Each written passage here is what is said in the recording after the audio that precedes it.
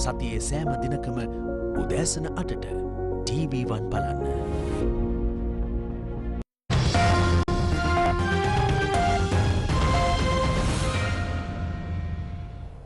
Hello there and welcome to Lunchtime News here on TV1. You're joining me, David Paldano.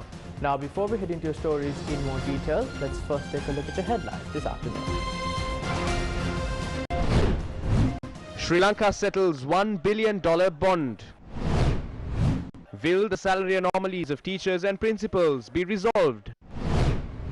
Police to trace underage domestic aids in the Western Province. Chunnakadu Reserve under threat. President Gotabaya Rajapaksa has expressed his belief over other nations following Sri Lanka's efforts to ensure food safety and nutrition of future generations by shifting to organic agriculture.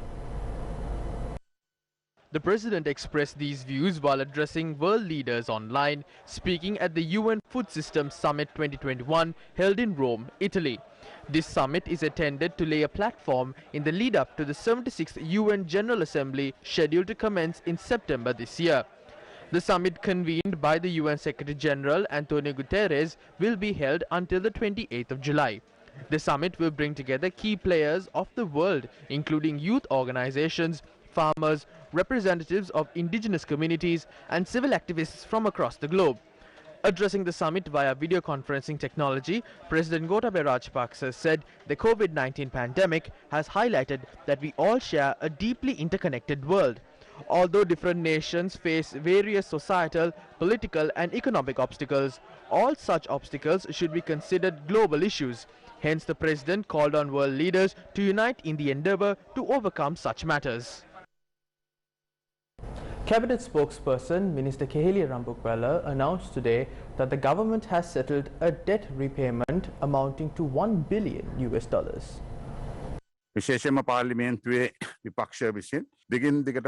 Those in parliament who consider themselves economic experts, mainly from the opposition, wrote us off and claimed we would be unable to meet the 27th July deadline.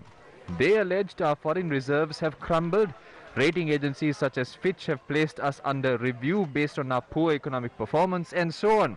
Although allegations were leveled, not a single proposal to evade this dreadful situation was presented by them. In a pandemic-stricken world where entire economies have collapsed and communities are suffering, this is a testament to our tactful cash flow management. The $1 billion which was to be repaid yesterday was settled without any pressure. From tomorrow onwards, the banking sector will be given the go-ahead to open letters of credit and to import items.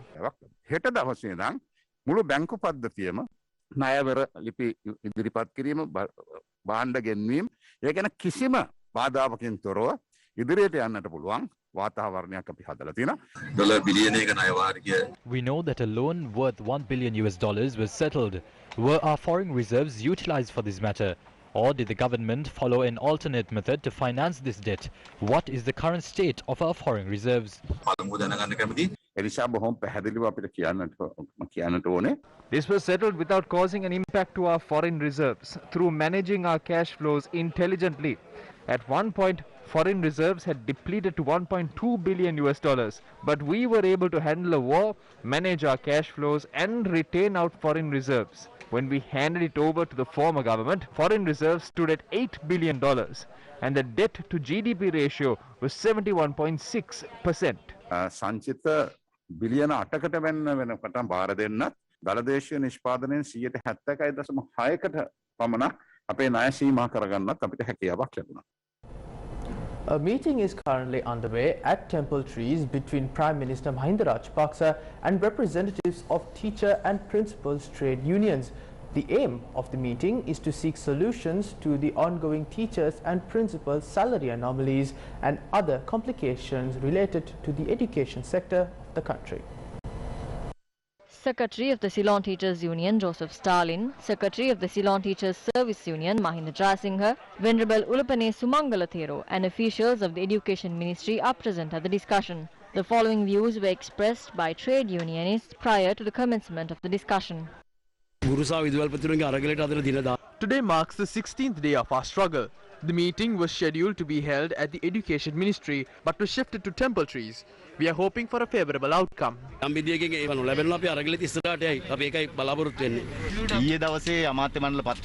Today we will be able to know the contents of the cabinet proposal that was submitted yesterday. Let's see whether we are getting a fair solution to our struggle today. සාධාරණ යුක්තිසහගත විසඳුමක් එක තියෙනවද කියන කාරණේ සම්බන්ධයෙන් අද සාකච්ඡාවෙන් තමයි අපිට දැනගන්න වෙන්නේ. Did the Cabinet of Ministers decide to settle the salary anomalies of teachers and principals at its latest meeting? Journalists questioned co-cabinet spokesperson Minister Ramesh Patrana on the matter today. විශ්වාස කරනවා දැනට රටේ තිබෙන මූල්‍ය තත්ත්වය සමග එම අදාළ වෙනස්කම් කිරීමට අවශ්‍ය මූල්‍ය ශක්තිය. We feel that the government does not have the financial capacity to make the relevant changes at this time. Everyone has understood the current situation in the country. The Finance Minister has also agreed to take relevant measures to resolve these anomalies through the upcoming budget. While resolving the salary anomalies, we will ensure that other employees don't face any injustice. We believe everyone would understand that there are practical difficulties when government revenue has dropped. The government respects the services rendered by teachers. We respectfully request them to resume services and to conduct lessons for children. ඉතාම ඉහළ නාගය කරන බවත් සටහන් කරමින් අපි තාම ගෞරවයෙන් සියලු දෙනාට ආරාධනය කරනවා නැවත සේවයට පැමිණ දරුවන්ගේ අධ්‍යාපන කටයුතු ආරම්භ කරන්න කියලා තාම ගෞරවයෙන් ඉල්ලා සිටිනවා. An organization formed by artists named Ranjan and Us convened a media briefing in Colombo today and called for actor Ranjan Ramanayaka to be exonerated on a presidential pardon. Ranjan Ramanayaka is currently serving a 4-year prison sentence. We believe the President will intervene directly in order to address this matter. Ranjan Ramanayaka exposed corruption and discrepancies at various state institutions. Therefore, as a fellow artist, we request the President to pardon Ranjan Ramanayaka. Ranjan Ramanayaka මැතිතුමාට සමාව ලබා දෙන්න සහනයක් ලබා දෙන්න කියන කාරුණික ඉල්ලීම මේ අවස්ථාවේදී ඉදිරිපත් කරනවා. Ranjan Ramanayaka කියන්නේ Ranjan Ramanayaka is a sensitive soul and an artist who stood against injustice at all times. Ranjan is very direct in his speeches, but he speaks for the truth. When I sleep at night, I cannot help but remind myself if Ranjan must be sleeping. A great sorrow engulfs me.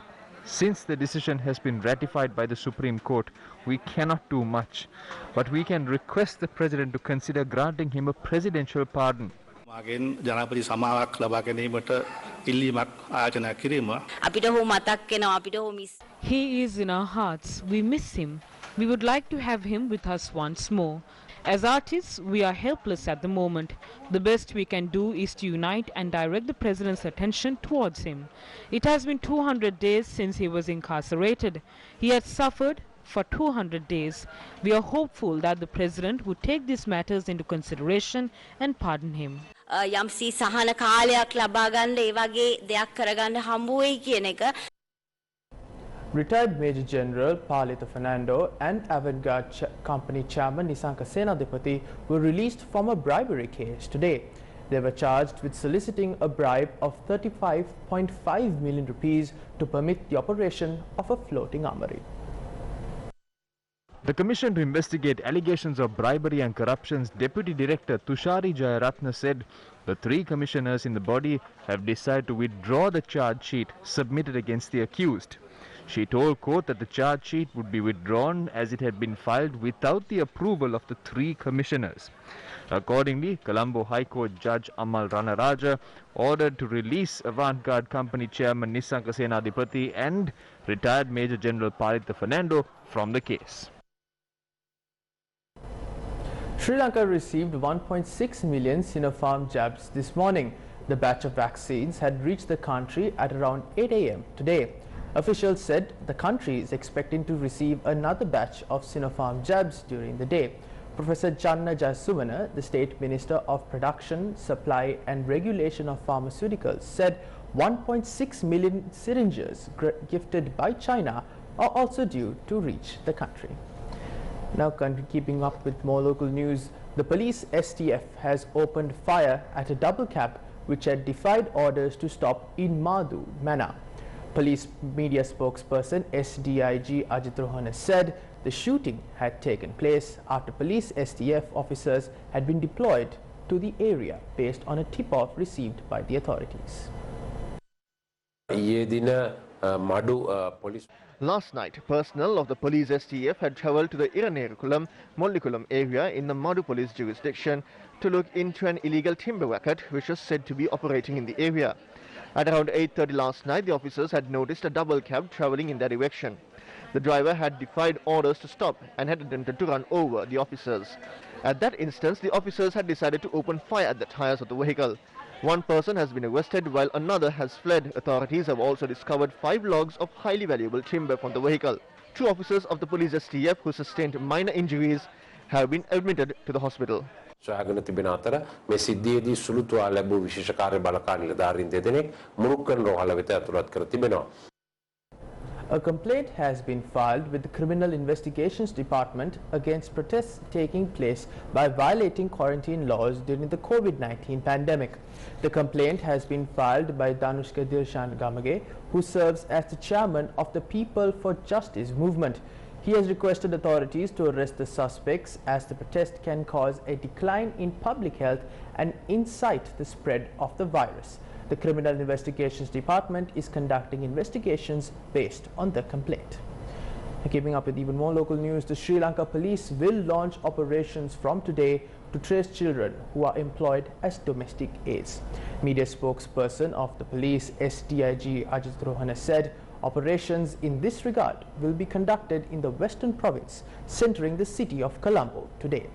He added the law would be strictly enacted against brokers who facilitate the employment of underage children.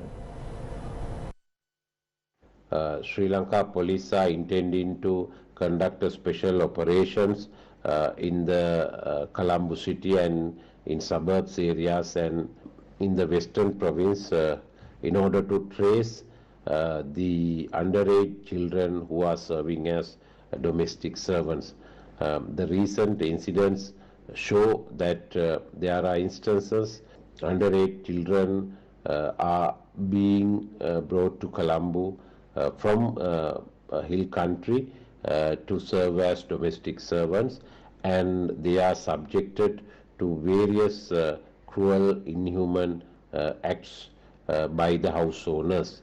According to our law, cruelty to children is an offence in terms of the provisions of Sri Lanka Penal Code under the section 308B, and in addition to that, it is an offence under various statutes enacted by Sri Lankan legislature.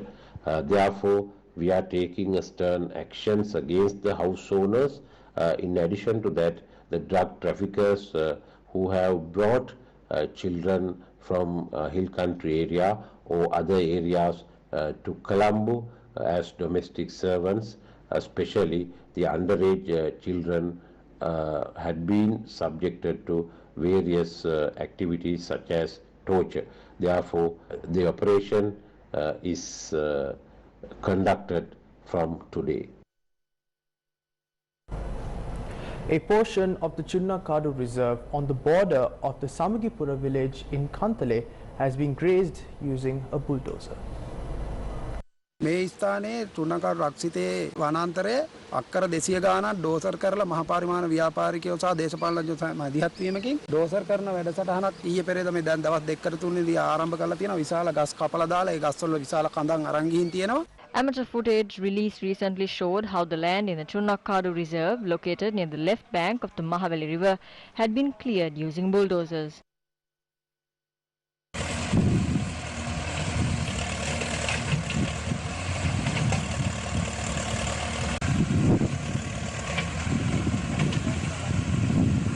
The police have removed the machinery from this location before we arrived here. Our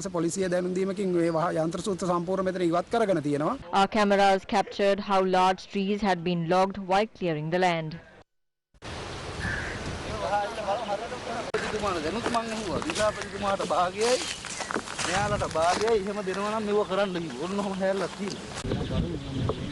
Villagers say that clearing the ecosystem is prompting them to vacate the area.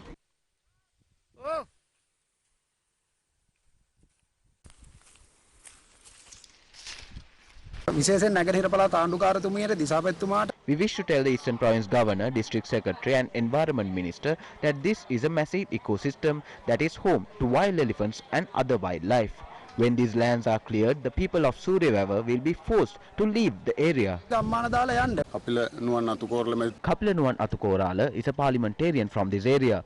We ask him to fulfill his duty by inquiring into the destruction that is taking place and by taking the necessary actions. A program to plant mangroves was held in Ampara under the patronage of State Minister Vimlavira Disanayake. This was in line with the International Day for the Conservation of Mangrove Ecosystem. The planting of mangroves took place in the Omari region.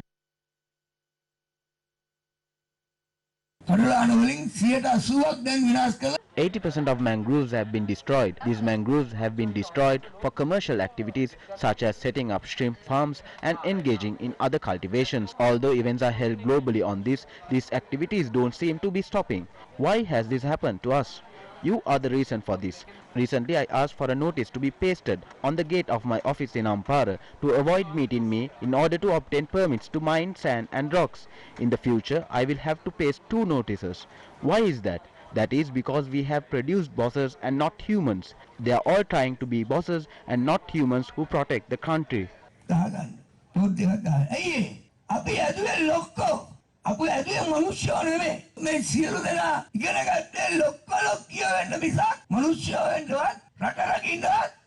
A team of officials, including the State Minister, inspected the Mulyavi lagoon afterwards. I have signed an order to declare 40,000 hectares of land as a reserve, 5,000 acres of our mangrove ecosystem, but we might not be able to declare the entire 5,000 acres as a reserve. If the mangroves near one's residence are being destroyed, there is no possibility in which one can stand guard over the mangroves. Most people meet me to obtain mining permits. Social activists are the ones who meet me the least. Estate workers in Dayagama staged a protest demanding justice over the death of a teenage domestic aide who died to burn injuries. The protesters marched from the Dayagama estate to the cemetery in which the remains of the girl were buried.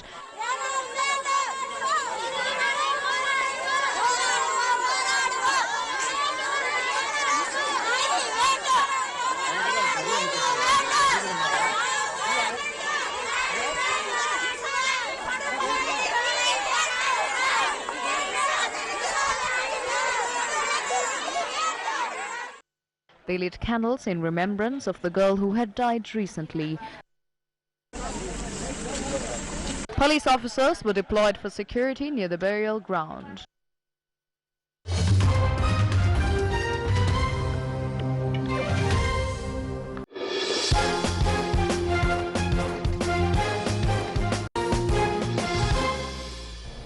Now on to your sports news. Questions have been raised on the absence of Sri Lanka's flag in the kits of the Sri Lankan athletes at the ongoing Tokyo Olympics. It's about Olympics.